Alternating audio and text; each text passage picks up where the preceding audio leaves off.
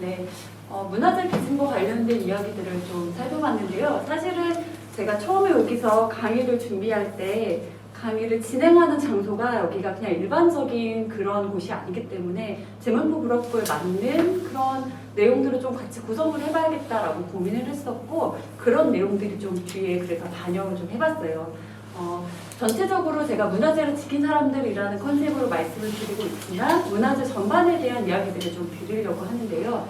이제 제가 썼던 책 중에 서울 골목의 숨은 유적 찾기라는 책이 있어요. 그래서 이 책은 기본적으로 어떤 것들을 생각을 해봤냐면, 골목이라는 이야기에서 보실 수 있듯이 일반적으로 우리가 서울 했을 때 우리 중고등학교에서 소풍을 갈 때 서울에 소풍 간다 그러면 대부분 다 궁궐로 많이 가거든요. 네.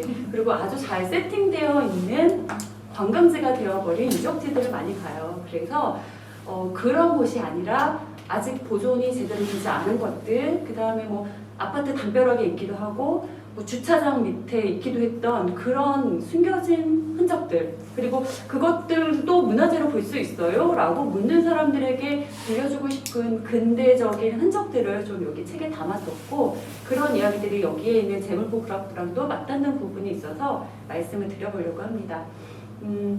제가 이 책을 쓰고 나서 이 책은 서울을 한양 도성을 이렇게 기준으로 해서 전체적으로 도성 안에 있는 지역들을 다 쓰려고 했고, 한 6개월 정도를 그 일제시대 지도를 들고서 혼자서 답사를 다녔어요. 그래서 그 골목골목을 찾으면서 책을 정리를 하게 되었고, 근데 쓰는 과정에서 6개월이 지났는데 휴직 기간이었고 이제 복직을 해야 되는 상황이 되었는데, 이게 다 시기상 안 돼가지고 남겨놓은 이제 그 구역들이 남산 지역, 서울의 남산 지역 같은 경우는 일제시대 이제 흔적들이 굉장히 많죠. 그래서 남산 지역은 남겨둔 상태였고, 이 책 나온 뒤에 제가 재작년에 대학원을 다니면서 이제 학교는 휴직한 상태이기 때문에 낮에 시간이 조금 있어서 혼자 또 답사를 다시 남산 지역으로 다니게 됐습니다. 그래서 책에 실려있지 않은 이야기인데, 그러면서 이 문화재를 지킨 사람들 책을 집에서 쓰고 있는 과정에서 있었던 한 가지 좀 재밌는 이야기를 좀 들려드리려고 해요. 여기 보면은 남산공원이 있고요. 남산공원 그 밑에 쪽에 보면 초록색이 굉장히 많잖아요. 이렇게 밑으로 보면 이 초록색 부분들은 실제로 풀밭이 아니라 용산기지예요. 네, 군사기지이기 때문에 이렇게 다 그냥 초록색 처리를 해버린 거죠. 그래서 여기 앞에 서울역이 있고, 지금 이렇게 보는 것을 좀 생각해 보면 일제시대 때 남산에는 남산 그 신사가 있었고, 그 다음에 그 밑에 일본 병영이 있었죠. 지금은 미군 기지가 있는 자리면 옛날에는 이게 일본 기지가 있었던, 일본 병영이 있었던 곳이기 때문에 이 지역 일대가 다 일본인들의 거주 지역으로 보시면 되는 거죠. 그리고 남산과 일본 병영 사이에 있는 이 동네, 이 후암동이라든지 이런 동네들이 다 이제 일본 적산가옥들이 부분 남아있는 그런 동네예요. 그래서 제가 혼자 이제 답사를 가게 되었고, 답사를 가다가 저희 남편하고 아이하고 이제 아빠 어디가 해서 어디 무슨 모임에서 섬으로 낚시를 둘이만 가게 된 거예요. 그래서 모처럼 저 혼자 토의를 혼자 보내게 된 거예요. 그래서 이왕 그러면은 답사를 다니는 거면 하루 요 근방에서 자야겠다라고 생각을 하고 답사를 혼자 다니다가 숙소를 급하게 예약을 했어요. 그래서 서울의 용산에 이 후암동이에요. 후암동 아래 적산가옥을 운영하는 게스트하우스가 있더라고요. 지월장이라고 하는 게스트하우스가 있어서 여기를 예약을 했어요. 여기를 예약한 이유는 여기가 뭐 되게 특별한 곳이어서 이런 건 아니었던 거고, 그 당시에 이게 그 하루 숙박이 5만 원밖에 안 하더라고요. 그래서 굉장히 뭐 부담 없는 가격이고 가볍게 그냥 여기서 자고 가면 되겠다 답사하고서, 그렇게 해서 이제 2018년 9월에 여기를 예약을 해서 갔습니다. 그런데 이제 좀 재밌는 일이 있었어요. 우선은 이제 여기 보여드리는 이 지도는 1936년도에 일본이 이제 만든 경성부 대관이라는 지도예요. 그래서 이제 일본이 비행기로 하늘에서 항공사진을 찍은 거죠. 그리고 그것들을 그대로 그림으로 그려서 나무라든지 집이라든지 이런 것까지 다 그려져 있어요. 그리고 이 지도 왼쪽에 보면 인천의 이 중구 지역도 다 그려져 있어요. 그래서 그걸 맞춰서 여기를 중구를 답사를 해봐도 굉장히 재밌어요. 그 골목들이 다 그대로 남아있거든요.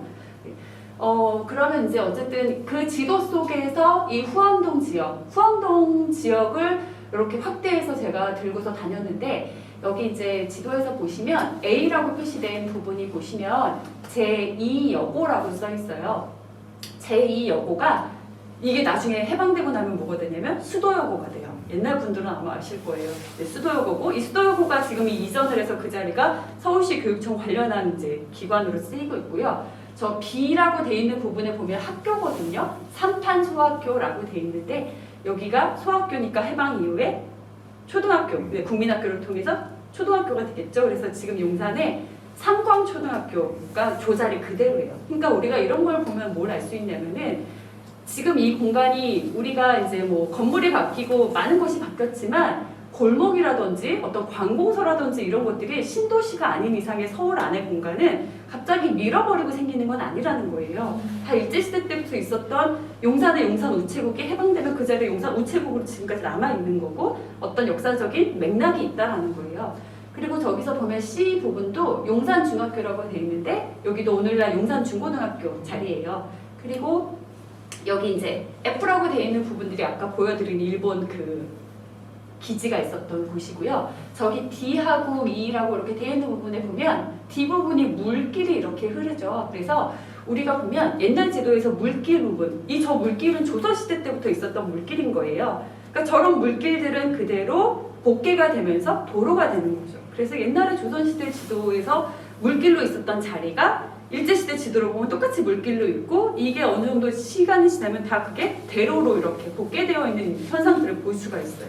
그래서 이런 것들을 보면 우리가 여기 인천 중구 지역 같은 경우도 이 제물포 불합부가 있는 이 인천 중구 지역 같은 경우도 어느 날 갑자기 어떤 건물이 생기는 건 아니라는 거예요. 그래서 그 시간의 지층들을 이런 걸 통해서 한번 느껴볼 수 있는 거예요. 실제로 가보면 숙소는 안타깝게도 그 당시 건물은 다 부쉈어요. 집원이 쪼개지면서 건물을 부수고 그냥 새로 이렇게 만드셨어요. 근데 가보면 요만한 그냥 게스트하우스예요. 그리고 여기 2층에 올라가면 외국인들이 되게 많아요. 전 되게 당황했어요. 영어를 못하는데 거실에서 사진 그날 찍은 것들을 정리하고 있었는데 문이 열리면서 외국인들이 튀어나와서 정말 도망가고 싶었어요. 근데 자꾸 말을 거는데 이 외국인들이 보니까 이 집이 외국 사람들한테 되게 유명한 곳인 거예요.